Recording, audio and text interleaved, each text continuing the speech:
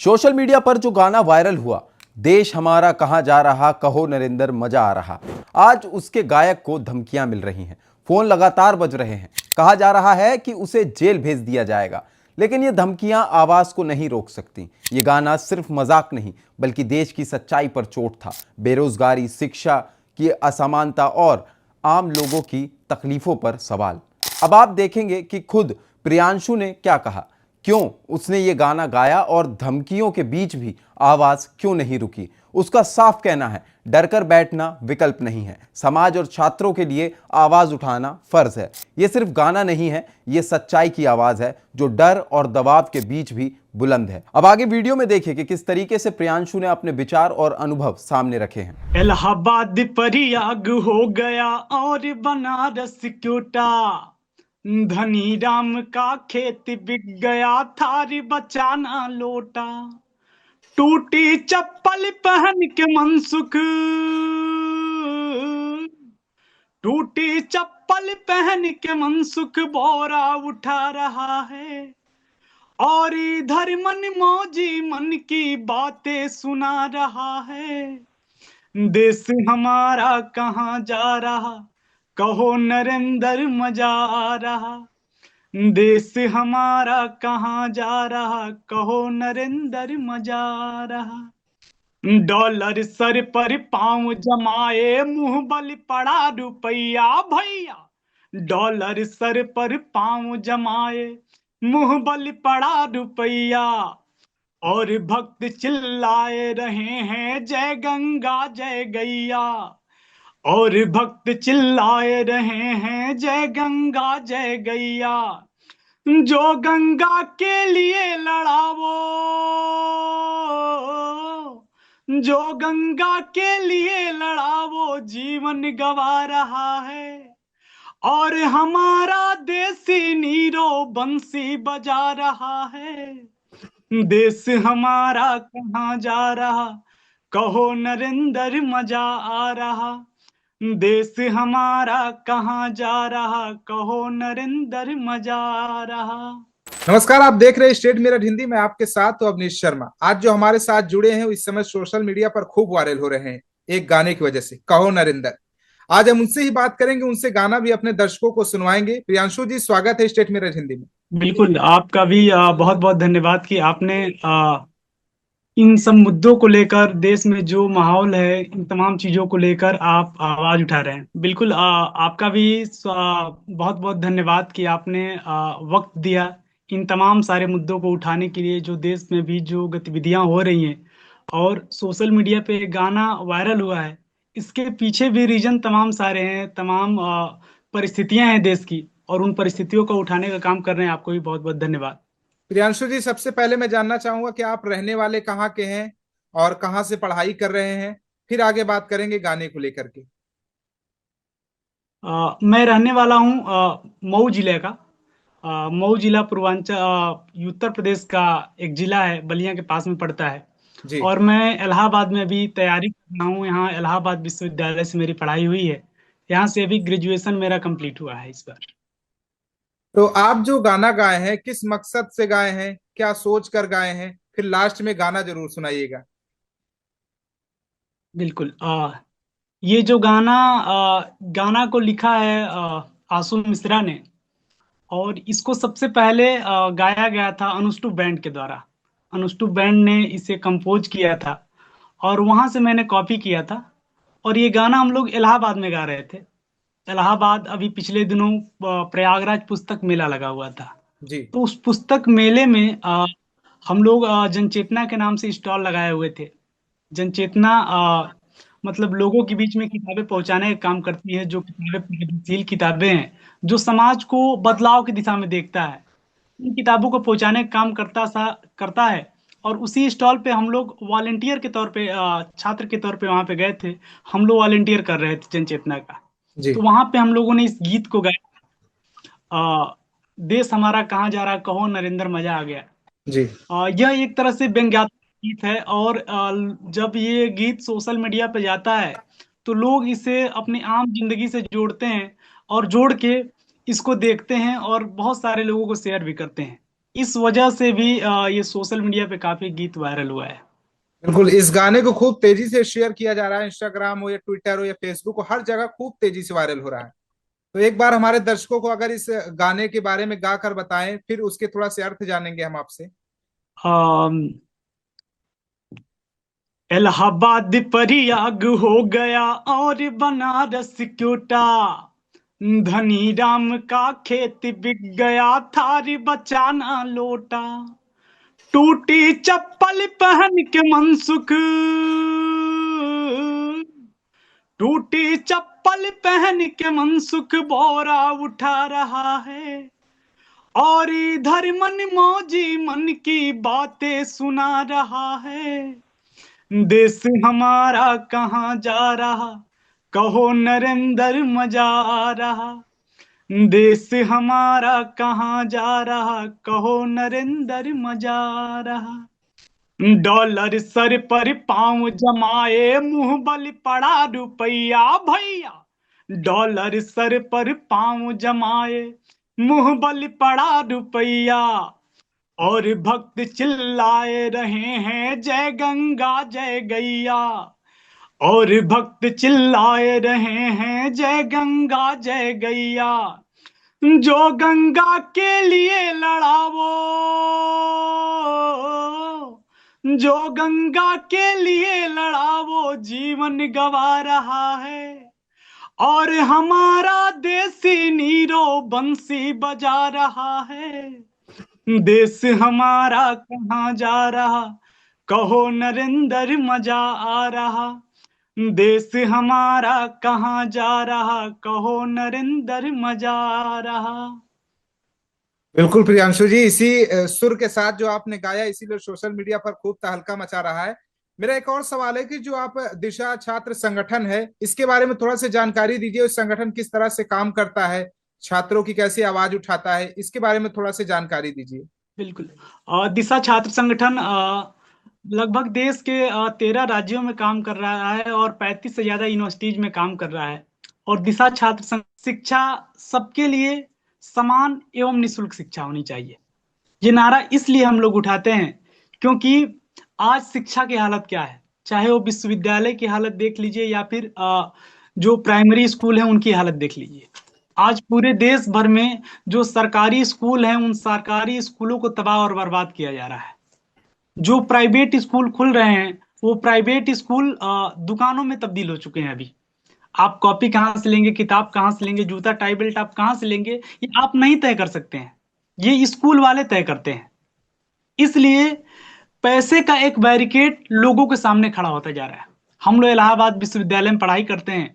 स्थिति आज ये है कि आज इलाहाबाद विश्वविद्यालय में यूजी की फीस 14% के हिसाब से, यूजी की फीस 10% के हिसाब से और पीजी की फीस 14% के हिसाब से बढ़ी है। नतीजा इसका ये है कि जो आबादी मेहनत मजदूरी करती है, जो आबादी खेतों में खटती है, वो आबादी अपने बच्चों को नहीं पढ़ा सकती है क्योंकि उसके सामने पैसे का बैरिकेड है। इसलिए हम लोग मानते हैं कि शिक्षा सबके लिए समान होना चाहिए और निशुल्क होना चाहिए। किसी भी व्यक्ति के लिए, किसी भी बच्चे के लिए पैसे का बैरिकेड नहीं होना चाहिए। बिल्कुल। दूसरी बात, हम लोग जी बोलिए। रोजगार की उठा रहे हैं इसलिए कि संगठन का केंद्रीय नारा है कि सबके लिए रोजगार की गारंटी होनी चाहिए। क्योंकि इलाहाबाद में, बनारस में, पटना में, कोटा में, इन तमाम शहरों में छात्र नौजवान आके तैयारी कर रहे हैं। लाखों की आबादी तैयारी कर रही है, वैकेंसीज नहीं आती हैं, भर्तियां नहीं आती हैं, लगातार विभागों को बेच दिया जाता है, पदों को समाप्त कर दिया जाता है। और जो भर्तियां आती हैं उसमें परीक्षाओं में धांधली हो जाता है और पर्चे लीक हो जाते हैं और उसका जिम्मेदार छात्रों को ही ठहरा दिया जाता है। सालों सालों तक जो छात्रों के मुद्दे होते हैं इनको टाला जाता है और पूरे मामला को कोर्ट में लंबित कर दिया जाता है। नतीजा इससे ये होता है कि 2018 में वीडियो की वैकेंसी आई थी, आज तक वो फाइनल नहीं हुई है। मतलब छात्रों की जहां पे बात आती है वहां पे 10-10 साल तक मामले को टाल दिया जाता है। और इलाहाबाद में, बनारस में, पटना में, कोटा में, इन तमाम शहरों में जो छात्र तैयारी कर रहे हैं इनके सामने एक बेरोजगारी का संकट खड़ा होता है, बेरोजगारी का रेगिस्तान खड़ा होता है। और वो रेगिस्तान इस तरह उनके आंखों के सामने हावी हो जाता है कि वो लोग अपने जीवन के ऊपर मौत का चुनाव करते हैं। जैसे सरकारी सरकारी आंकड़ा ही है कि 1 साल के भीतर 1,12,000 छात्र नौजवान आत्महत्या किए हैं।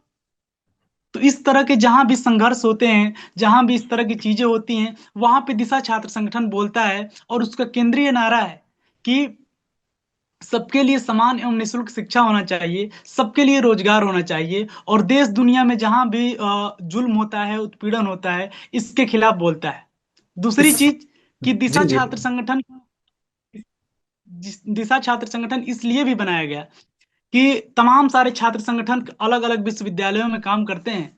वो संगठन किसी न किसी पार्टी से जुड़े होते हैं, और जब वो पार्टी सत्ता में होती है तो उसके खिलाफ वो लोग बोलते नहीं है। इसलिए भी हम लोग इस जरूरत को समझे कि छात्रों का एक स्वतंत्र संगठन होना चाहिए जो स्वतंत्र तौर पे अ, छात्रों के मुद्दों को उठाए। इसलिए भी इसकी जरूरत को हम लोग महसूस करते हैं, और इसीलिए हम लोग दिशा छात्र संगठन के जो भी कार्यकर्ता हैं, या फिर दिशा छात्र संगठन किसी भी नेता मंत्री से, किसी भी पॉलिटिकल पार्टी से, किसी भी एनजीओ से चंदा वगैरह नहीं लेता है। ये आम जनता के दम पे चलता है। छात्रों, नौजवानों, किसानों, मजदूरों, कर्मचारियों के पाई पाई चंदे से हम लोग इन तमाम सारी चीजों को संचालित कर रहे हैं कि जिस तरह की चीजें चल रही हैं इसके खिलाफ आवाज उठाया जाए। इसके लिए हम लोग जगह जगह पे study circle, discussion circle, film show आयोजित करना, कि इन तमाम विचारों को लोगों के बीच में लेकर जाया जाए। इसलिए हम लोग जगह जगह पे लाइब्रेरी खोल रहे हैं, बच्चों को पढ़ा रहे हैं कि इस तरह का कल्चर लोगों के बीच में दिया जाए। क्योंकि आज आप देख ही रहे होंगे कि किस तरह के हम लोग के समाज में गाने बन रहे हैं। बाप बड़ा ना भैया, सबसे बड़ा रुपया जैसी संस्कृति लोगों के बीच में परोसी जा रही है। तो इसलिए भी ये गीत गाना, इस तरह के गीतों की रचना करना जरूरी बन जाता है कि समाज को एक दिशा दिया जा सके। और इसलिए भी हम लोग म्यूजिक बैंड की टीमें बना के जगह जगह पे नुक्कड़ नाटक करना, पुस्तक प्रदर्शन करना, म्यूजिक बैंड की टीमें बनाकर गीत गाना, इन तमाम सारी चीजों को कर रहे हैं। और दिशा छात्र संगठन का उद्देश्य है कि भगत सिंह के सपनों का भारत बनाए। भगत सिंह जिस तरह चाहते हैं कि एक बेहतर समाज हो, एक इंसान के द्वारा दूसरे इंसान का शोषण ना हो, उस तरह का भारत बनाया जाए। प्रियांशु जी, इस संगठन में अभी तक कितने लोग जुड़े होंगे? अभी इलाहाबाद के स्तर पे तो हम लोग 35 ऐसे सदस्य हैं जो रेगुलर काम करते हैं, रेगुलर यहाँ पे रहते हैं। बाकी सदस्यता तो मतलब हर साल सदस्यता मिलती है, 500 600 इस तरह की चीजें होती हैं। अलग अलग जगहों पे अलग अलग सदस्यताएं हैं लोगों की। मेरा एक और सवाल है कि मान लीजिए आज बीजेपी की सरकार है, अगर आप कह रहे हैं नौकरियां नहीं आ रही है, बेरोजगारी बढ़ रही, कल को अगर कांग्रेस या सपा या किसी की सरकार बनती है तो क्या ऐसे गाने उसके लिए भी गाएंगे, बेरोजगारी के लिए, या केवल बीजेपी से बैर है? बिल्कुल, मतलब तमाम सारी जो पार्टियां, जो भी सरकार सत्ता में है और वो इन चीजों को पूरा नहीं करती है, तो छात्रों नौजवानों की जिम्मेदारी है कि वो कांग्रेस, सपा, बसपा, बीजेपी ना देखे, वो मुद्दों को देखे, मुद्दों को ट्रेस करे और मुद्दों के पे आधारित गीत बनाए, नुक्कड़ नाटक रचे। इन तमाम सारों को मतलब जिस भी माध्यम से आवाज उठाया जा सकता है उस माध्यम से आवाज उठाए। मेरा और चलते जाहिर तौर चलते पे अगर कोई भी बिल्कुल सरकार नहीं करती तो आवाज उठाना ही पड़ेगा। बिल्कुल प्रियांशु जी, चलते चलते मेरा एक और सवाल है कि जब वीडियो आपका सोशल मीडिया पर वायरल हुआ तो आपके रिश्तेदार भी देखे होंगे, घर वाले भी देखे होंगे, तो उनका क्या रिएक्शन है? बिल्कुल, तमाम सारी जगहों पे शेयर हुआ। परिवार के लोग भी देखे, रिश्तेदार भी देखे, कई सारे लोग कमेंट भी कर रहे थे कि तुमको जेल हो जाएगी मोदी सरकार में। लेकिन किस लिए डरना?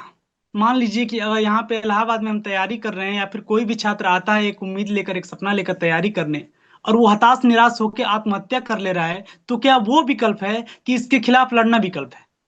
तो मैंने ये चुना है कि इसके खिलाफ बोलना, इसके खिलाफ लड़ना ही एकमात्र विकल्प है।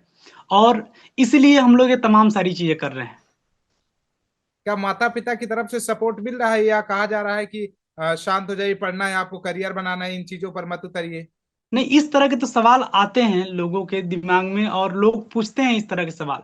लेकिन ये हम लोग की भी जिम्मेदारी बन जाती है कि हम लोग भी माता पिता को समझाएं। जैसे कोई माता पिता नहीं चाहेगा कि हमारे बच्चे का जिंदगी बर्बाद हो, उसी बिल्कुल तरह से हमारे माता पिता भी मेरा ख्याल रखते हैं। लेकिन माता पिता को भी समझाना होता है कि इस व्यवस्था में निश्चितता नहीं है, इस व्यवस्था के केंद्र में इंसान नहीं है, इस व्यवस्था के केंद्र में केवल मुनाफा है। इस व्यवस्था के केंद्र में अगर इंसान होता तो बच्चे रोड पे नहीं सोते।